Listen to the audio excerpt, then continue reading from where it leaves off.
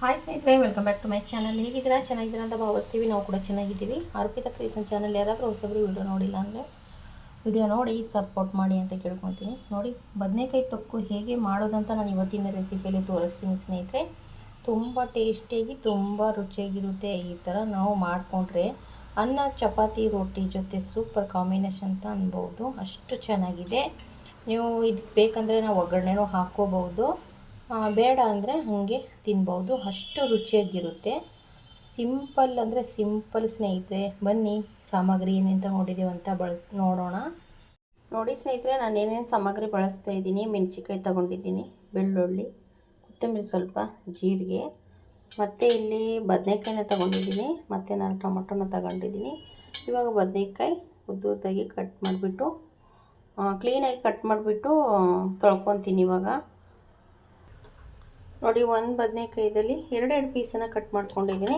ಇದರಲ್ಲಿ ನೀರಿದೆ, ಸ್ವಲ್ಪ ಚೆನ್ನಾಗಿ ತೊಳ್ಕೊತೀನಿ. ಇವಾಗ ಸ್ವಲ್ಪ ಎಣ್ಣೆನ ಹಾಕ್ಕೊಂಡಿದ್ದೀನಿ, ನೋಡ್ತಾ ಇರ್ಬೋದು. ಸ್ವಲ್ಪ ಎಣ್ಣೆನ ಬಿಸಿ ಮಾಡೋಕ್ಕೆ ಹಾಕಿದ್ದೀನಿ. ಆದರೆ ನಾನು ಬದನೆಕಾಯಿನ ಹಾಕ್ಕೊತೀನಿ. ಇವಾಗ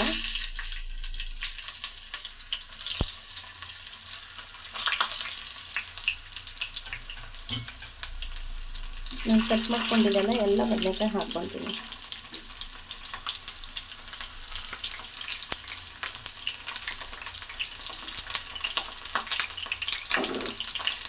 ಎಣ್ಣೆ ಬಿಸಿ ಇರುತ್ತಲ್ವ, ನೀರಲ್ಲಿ ಹಾಕಿರ್ತೀವಿ ಬದನೆಕಾಯಿ, ಚಟ ಚಟ ಚಟ ಚಟ ಅಂತ ಸೌಂಡ್ ಬರುತ್ತೆ.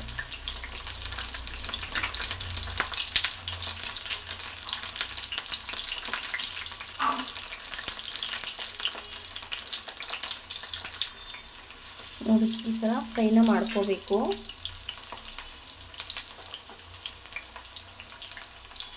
ಸ್ವಲ್ಪ ಎಣ್ಣೆ ಜಾಸ್ತಿ ಹಾಕ್ಕೊಂಡ್ರೆ ಸ್ವಲ್ಪ ಫ್ರೈ ಚೆನ್ನಾಗಾಗುತ್ತೆ. ಇಲ್ಲಿ ಮತ್ತೆ ಸೈಡಲ್ಲಿ ತಿರ್ಗಾಕೊಂಡು ಇನ್ನೊಂದು ಸತಿ ಉಲ್ಟಾ ಸೈಡಲ್ಲಿ ಫ್ರೈನ ಮಾಡ್ಕೋಬೇಕು. ಅಂದರೆ ಸಿಪ್ಪೆ ಇರುತ್ತಲ್ವ, ಆ ಸೈಡು ಫ್ರೈನ ಮಾಡ್ಕೋಬೇಕಾಗುತ್ತೆ. ತುಂಬ ಟೇಸ್ಟಿಯಾಗಿರುತ್ತೆ ಸ್ನೇಹಿತರೆ. ಜೋಳದ ರೊಟ್ಟಿಗಾಗಿರಲಿ, ಚಪಾತಿಗಾಗಿರಲಿ, ಅನ್ನಕ್ಕಾಗಿರಲಿ, ಗೊಜ್ಜು ತುಂಬ ಅಂದರೆ ತುಂಬ ಟೇಸ್ಟಿಯಾಗಿರುತ್ತೆ. ನೀವು ಒಂದ್ಸತಿ ಟ್ರೈ ಮಾಡಿ ನೋಡಿ ಮನೆಯಲ್ಲಿ, ಅಷ್ಟು ಚೆನ್ನಾಗಿರುತ್ತೆ.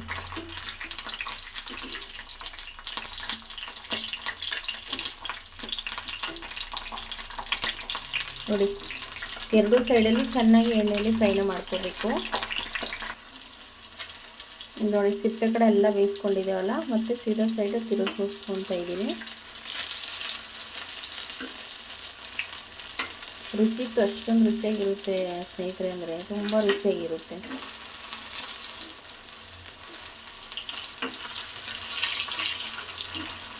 ನೋಡಿ, ಕಲರ್ ಚೇಂಜ್ ಆಗ್ತಾ ಇದೆ ಅಲ್ವಾ, ಕಲರ್ ಕಾಣಿಸ್ತಾ ಇದೆ, ಚೇಂಜ್ ಆಗ್ತಾ ಇರೋದು. ಇದು ನೋಡಿ, ಇವಾಗ ರೆಡಿಯಾಗಿದೆ. ಇದೆಲ್ಲ ಒಂದೊಂದಾಗಿ ಪ್ಲೇಟಲ್ಲಿ ತೆಗೆದುಬಿಡ್ತೀನಿ ನಾನು. ತಣ್ಣಗಾಗಕ್ಕೆ ಬಿಡಬೇಕು, ಸಿಪ್ಪೆ ತೆಗಿಯೋಕ್ಕಾಗಲ್ಲ, ಹಾಗಾಗ್ಬಿಟ್ಟು ನೋಡಿ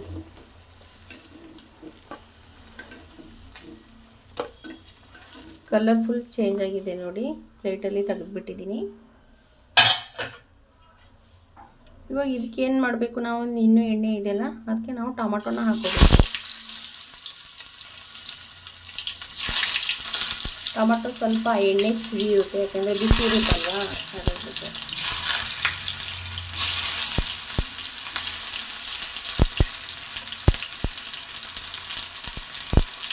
ಟೊಮೊಟೊನು ಚೆನ್ನಾಗಿ ಫ್ರೈ ಆಗ್ತಾ ಇದೆ. ನೋಡಿ,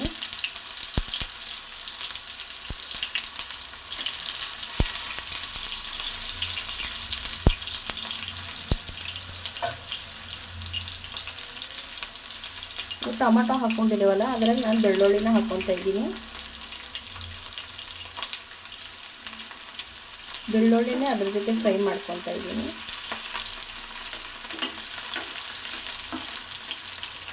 ಎಣ್ಣೆಯಲ್ಲಿ ಬೆಳ್ಳುಳ್ಳಿ ಫ್ರೈ ಮಾಡೋದ್ರಿಂದ ರುಚಿ ತುಂಬ ಚೆನ್ನಾಗಿರುತ್ತೆ. ಎರಡೂ ಸೈಡಲ್ಲಿ ಟೊಮೊಟೊನ ಫ್ರೈ ಮಾಡ್ಕೋಬೇಕು.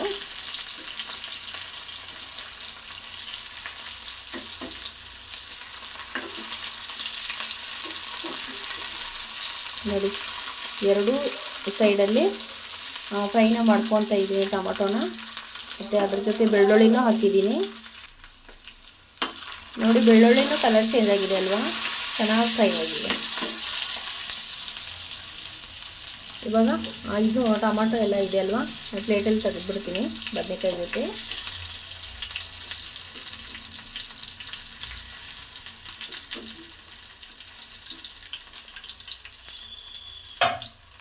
ಮತ್ತು ಬೆಳ್ಳುಳ್ಳಿನೂ ಫ್ರೈ ಮಾಡ್ಕೊಂಡಿದೆಯಲ್ಲ, ಬೆಳ್ಳುಳ್ಳಿನೂ ತೆಗೆದುಬಿಡ್ತೀನಿ ಸೈಡಲ್ಲಿ.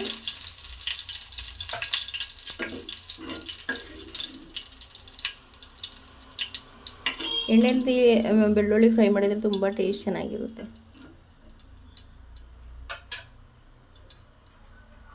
ಅದೇ ಎಣ್ಣೆ ಇದೆ ಅಲ್ವಾ, ಅದಕ್ಕೆ ನಾನು ಸ್ವಲ್ಪ ಮೆಣಸಿನ್ಕಾಯಿನ ಹಾಕ್ಕೊತೀನಿ.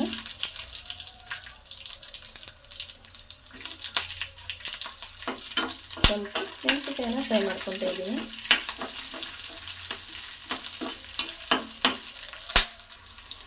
ನೋಡಿ ಮೆಣಸಿನ್ಕಾಯಿ ಫ್ರೈ ಆಗ್ತಾ ಇದೆ ಅಲ್ವಾ, ಅದಕ್ಕೆ ಸ್ವಲ್ಪ ಜೀರಿಗೆನ ಹಾಕ್ಕೊತೀನಿ ನಾನು.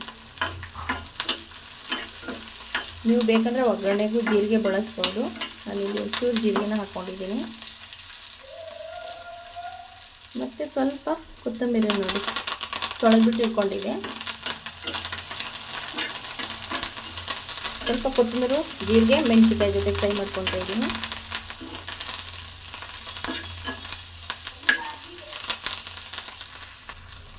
ನೋಡಿ ಮೆಣಸಿನ್ಕಾಯಿ, ಜೀರಿಗೆ, ಕೊತ್ತಂಬರಿ ಫ್ರೈ ಆಗಿದೆ ಅಲ್ವಾ. ಇವಾಗ ಸ್ಟೋವ್ನ ಆಫ್ ಮಾಡ್ಕೊಳ್ಳೋಣ.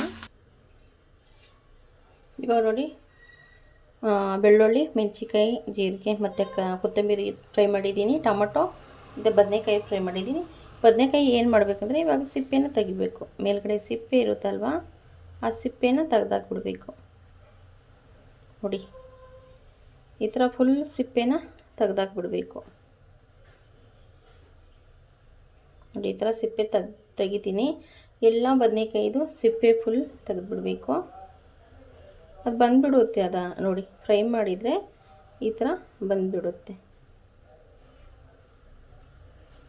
ನೋಡಿ ಈ ಥರ ಬಂದುಬಿಡುತ್ತೆ ಫುಲ್ಲು.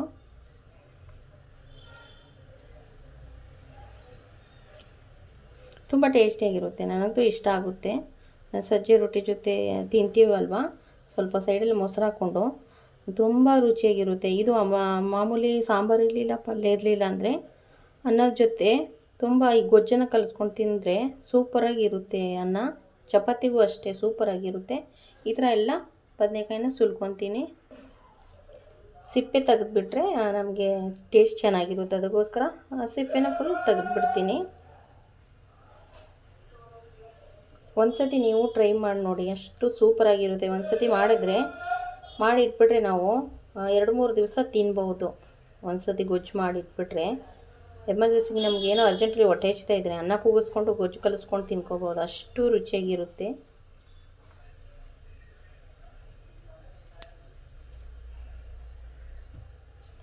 ಬಾಳೆಹಣ್ಣು ಅಲ್ವಾ, ಬೆಳಿಗ್ಗೆ ಸೇಲ್ಗೆ ಬಂತೈತೆ.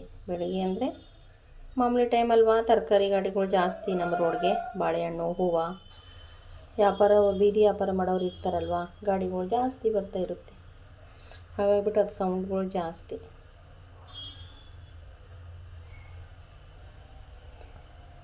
ನೋಡಿ ಬದನೆಕಾಯಿ ಫುಲ್ ಈ ಥರ ಎಲ್ಲ ಸಿಪ್ಪೆನ ತೆಗೆದುಬಿಟ್ಟಿದ್ದೀನಿ. ನೋಡಿ ಬದನೆಕಾಯಿ ಸಿಪ್ಪೆ ಎಲ್ಲ ಫುಲ್ ಈ ಥರ ತೆಗೆದುಬಿಟ್ಟಿದ್ದೀನಿ. ಇವಾಗ ಟೊಮಾಟೊ ಇದೆ ಅಲ್ವಾ,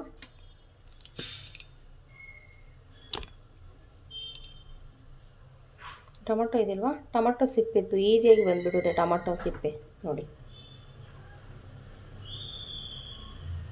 ಟೊಮಾಟೊ ಸಿಪ್ಪೆ ಸಾಫ್ಟಾಗಿ ಇರುತ್ತಲ್ವ, ಎಣ್ಣೆಲಿ ಫ್ರೈ ಮಾಡಿದಾಗ ಈ ಥರ ಈಸಿಯಾಗಿ ಬಂದುಬಿಡುತ್ತೆ.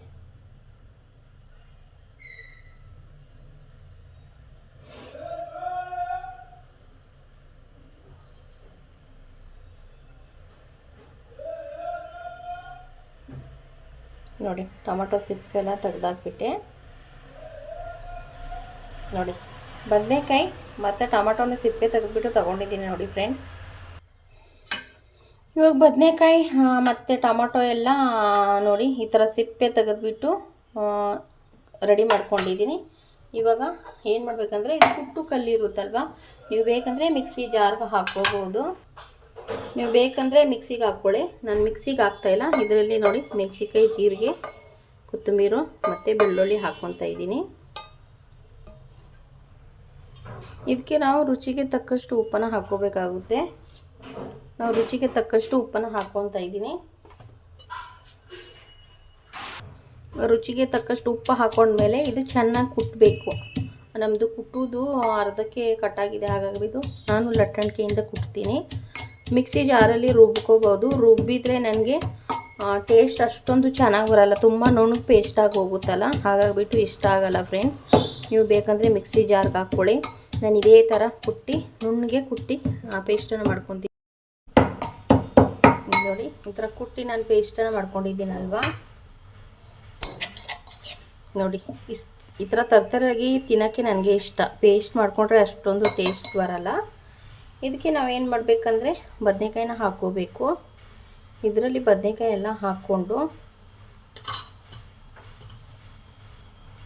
ನೋಡಿ ಈ ಥರ ಬದನೆಕಾಯಿ ಎಲ್ಲ ಹಾಕಿ ಬದನೆಕಾಯಿನೂ ನಿಧಾನಕ್ಕೆ ಜಜ್ಕೋಬೇಕು.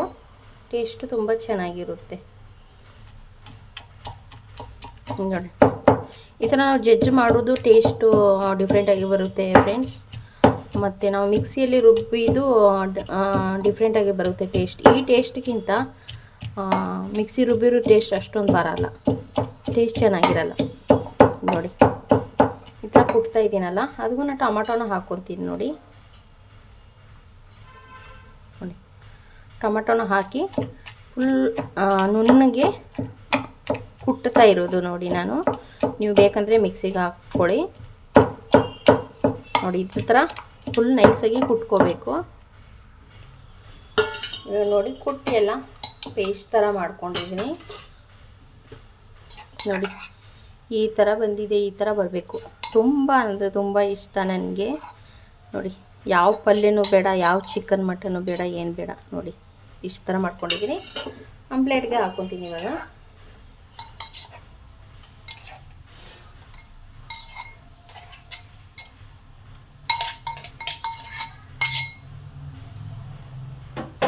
ನೋಡಿ ಒಂದು ಪ್ಲೇಟ್ಗೆ ಹಾಕೋದೀನಿ. ಹೇಗೆ ಕಾಣಿಸ್ತಾ ಇದೆ ಅಂದರೆ ವಾವ್, ಸೂಪರ್, ತುಂಬ ಟೇಸ್ಟಿಯಾಗಿ ಕಾಣಿಸ್ತಾ ಇದೆ. ನೋಡಿ ಎಷ್ಟು ಚೆನ್ನಾಗಾಗಿದೆ. ಜೋಳದ ರೊಟ್ಟಿ, ಚಪಾತಿ, ಅನ್ನದ ಜೊತೆ ತಿನ್ಬೋದು, ಅಷ್ಟು ಚೆನ್ನಾಗಾಗಿದೆ. ನನಗಂತೂ ತುಂಬ ಇಷ್ಟ ಸ್ನೇಹಿತರೆ. ನೀವು ಒಂದ್ಸತಿ ಟ್ರೈ ಮಾಡಿ ನೋಡಿ ಬದನೆಕಾಯಿ ತೊಕ್ಕನ್ನು. ಅದಕ್ಕೆ ಸ್ವಲ್ಪ ಮೇಲ್ಗಡೆ ನಾವು ಕೊತ್ತಂಬರಿ ಹಾಕಿ ಅಲಂಕಾರ ಮಾಡ್ಕೊಳ್ಳೋಣ. ತುಂಬ ರುಚಿಯಾಗಿರುತ್ತೆ. ನೋಡಿ ಯಾರಿಗಿಷ್ಟ ಇತ್ತು ಈ ಥರ ಬದನೆಕಾಯಿ ತೊಕ್ಕು ಮಾಡೋದು, ನೀವು ಒಂದ್ಸತಿ ಟ್ರೈ ಮಾಡಿ ಅಂತ ಕೇಳ್ಕೊತೀನಿ. ಮತ್ತೆ ನೆಕ್ಸ್ಟ್ ವಿಡಿಯೋದಲ್ಲಿ ಸಿಗೋಣ. ಎಲ್ಲರಿಗೂ ತುಂಬ ಹೃದಯದ ಧನ್ಯವಾದಗಳು ಸ್ನೇಹಿತರೆ.